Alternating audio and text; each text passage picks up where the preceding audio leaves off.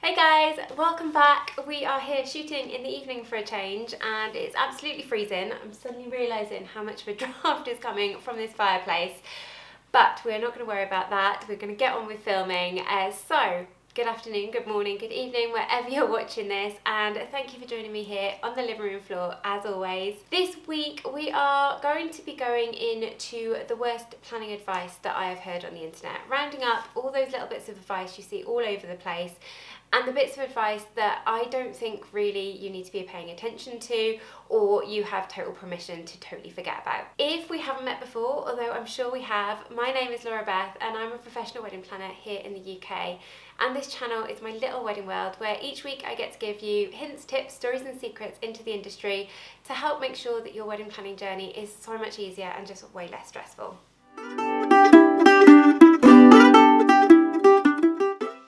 There is just so much information all over the internet, and my job as a wedding planner is to help you see how easy wedding planning is and how simple it can be, and kind of help you navigate this whole crazy world of all these different bits of advice. So I've rounded up the top 10 things that I see said on the internet that I really don't agree with, and I really hope this helps you in your whole wedding planning process. So the first point that I wanted to go into was the whole pressure that you get put under on the wedding day to be everywhere at once and make sure you speak to every single one of your guests. Sometimes that's not possible. Sometimes you can't get around everyone, you can't see everyone, maybe you've got a lot of evening guests coming. Don't feel expected as a couple that you need to make sure you go and speak to everyone.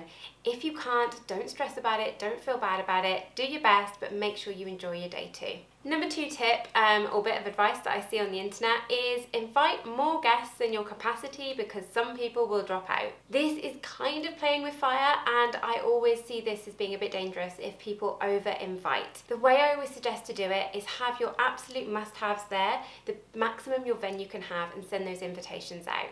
You never know, if some of those people can't come, then maybe you can invite a few more down the line and have these as a kind of reserve list to come and invite. Don't over invite, otherwise if everyone says yes, you're going to be in a really awkward position.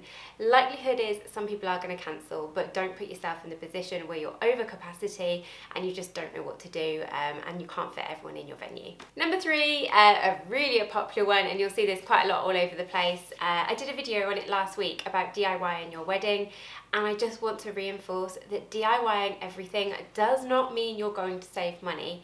DIYing stuff costs a lot of money, and there's an awful lot of hidden costs in there as well.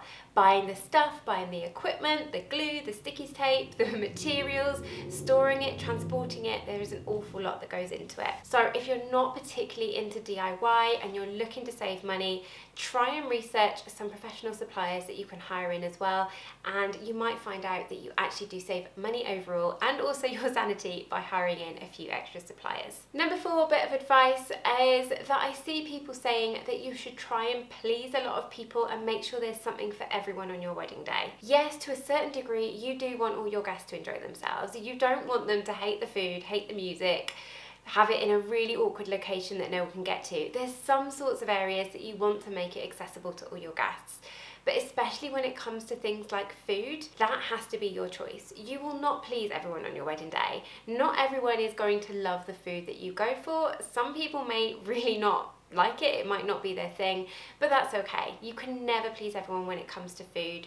So when you go to your tastings, when you decide on your menu, think about you two as a couple and what you really love. And don't worry about everyone else. They will find something to eat, and even if they don't like the food, they will be okay. They will be sorted and they can look after themselves. The only thing to think about when it comes to food specifically is obviously allergies. You don't want to be serving someone with a nut allergy a nut dish and causing them problems. Obviously they can't eat it, and similarly you want to be catering for vegetarians, gluten-free, vegans, anything like that on the day. So yes, you do need to think of certain amount of things when it comes to food, but it really doesn't matter if not everyone likes mushrooms or they don't like potatoes or whatever it is. If you love them, go for it and choose that food and everyone will be happy. Number 5, piece of advice, and whenever I post about this on my TikTok, I always get so many people coming at me, and it is that you have to provide all the drinks and a free bar on the wedding day. My answer to that is no you do not by any means have to provide everyone's drinks on the wedding day. Yes, it is nice if you can afford it in your budget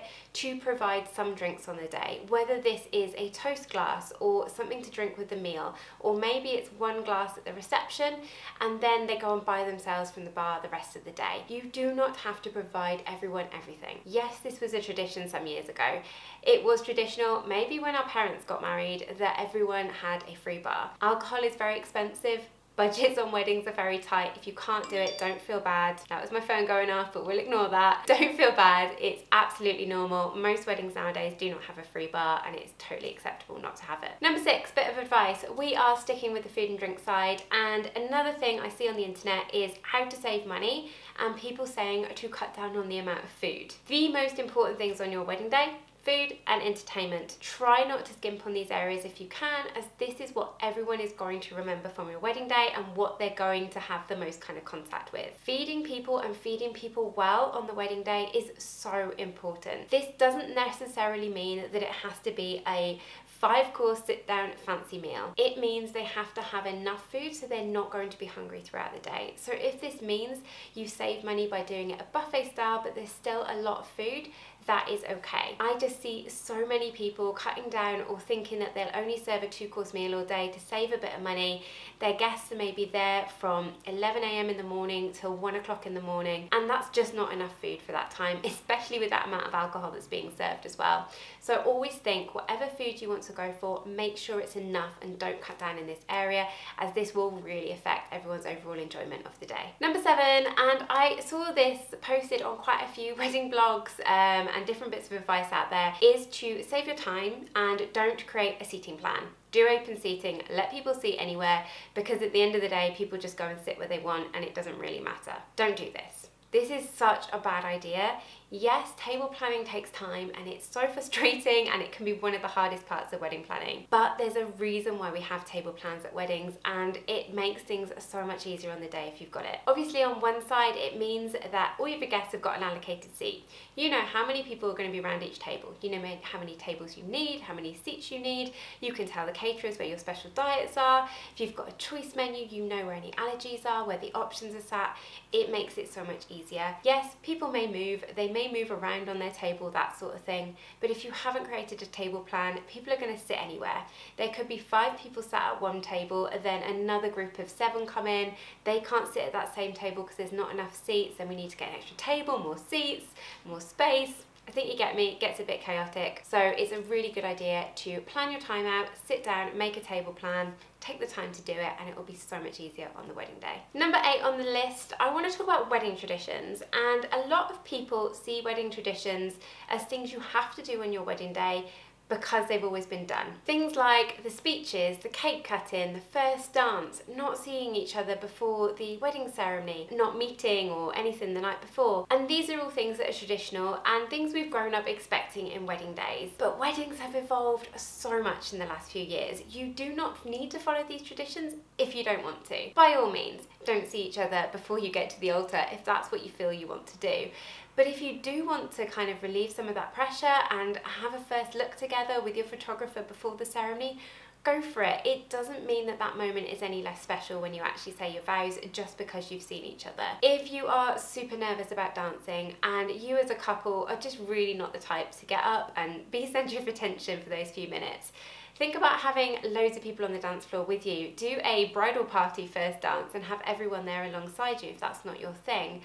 If you don't like cake and you don't want to do a cake cutting, don't do a cake cutting. No one says you have to do these things just because they're traditional. So feel free to make your wedding your own and add your own traditions, cancel the old traditions, and do exactly as you want to. Number 9, I see an awful lot of people worrying over making things even on the wedding days. The same number of bridesmaids and groomsmen, the same number of people on your side as their side, because they think it's going to look weird in the photos, or people are going to find it strange on the day if you've got loads more people than your partner has. It really doesn't matter, and especially with how creative you can get with guest seating nowadays or with your photographs, it doesn't matter if you've got 3 and they've got 5, or there is 50 people on your side and only 30 or 20 on their side. It does not matter.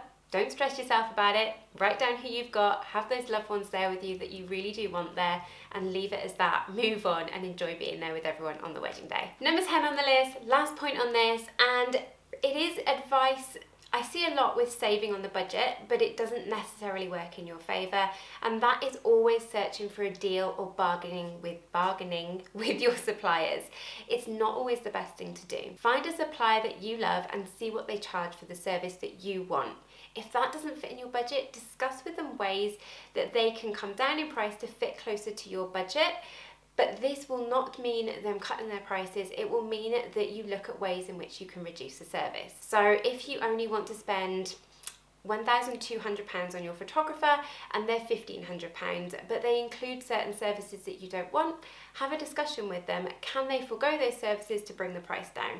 Rather than trying to keep everything in that package, but still paying a lesser price, you're not likely to get anywhere with that. So if you really do need to save money on your budget, discuss less services with them rather than trying to get everything and cut them down on a deal. So that's it, 10 bits of really bad advice I see all over the internet that I just want to give you permission to not have to worry about, not have to stress about, and just kind of forget about if you don't want to do it. Just wanted to add one little side note before we finish today, and that is to let you know that my Bride Club membership is going to be closing at the end of this week. We are, December 7th at the moment? December 8th, maybe. But on the end of this week, we are going to be closing the membership and not reopening till at least February. So if any of you are interested in more support, more advice like I give on this channel, but going so much deeper and giving you loads more personal advice, then head on over to the membership. I'll link it below and see what it's all about. If you've got any questions, please jump into my DMs over on Instagram, as I'm more than happy to answer and help you decide if it's the right thing for you. The girls in the community, the brides there, are absolutely fantastic. I have had so much fun getting to know them and their plans, and I cannot wait to see weddings getting started next year. But it's an amazing community, and I want to extend it to you guys on my channel here to make sure that you know about it, and if it's for you, come over and join us and see what we can do to help you with your wedding plans. If you've loved this video, as always, give me a thumbs up, and of course subscribe to the channel if you haven't done so already. We always release new videos on a Tuesday, so get subscribed and turn those notifications on so you don't miss out on any new videos. I will leave it there. Have a wonderful rest of your week, day, evening, whatever it is, and I will see you on another video very, very soon. Bye!